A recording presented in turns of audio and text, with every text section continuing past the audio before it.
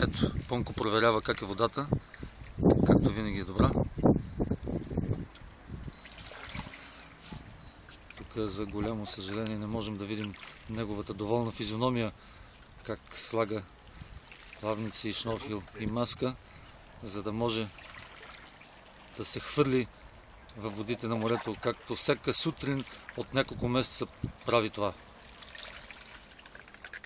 Водата наистина е добра. Водата наистина е добра.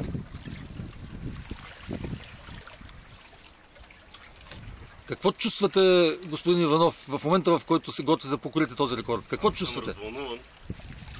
Развълнуван?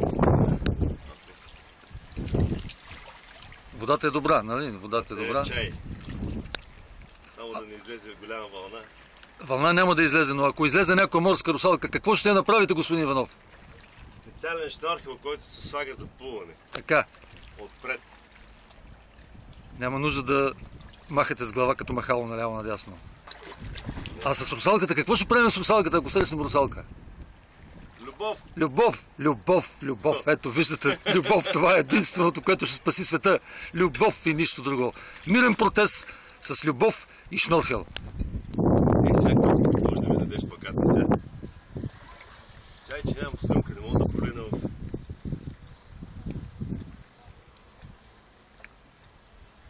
Лимон. Снимаме, тате. Лимон. Калко потата.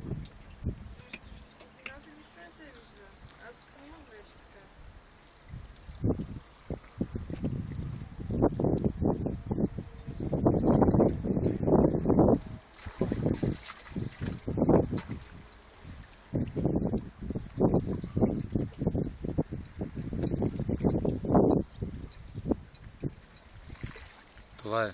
Слага очилата и връщане назад няма, докато не излезе от срещния бряг.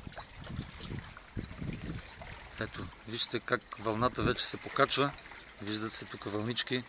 Трябва да побърза. Тапи на мокрия шнорхела. Кажете последни думи, господин Иванов, преди да напъте шнорхела, преди да се потопите. Успех! Успех пожелаваме и ние. Айде, до скоро!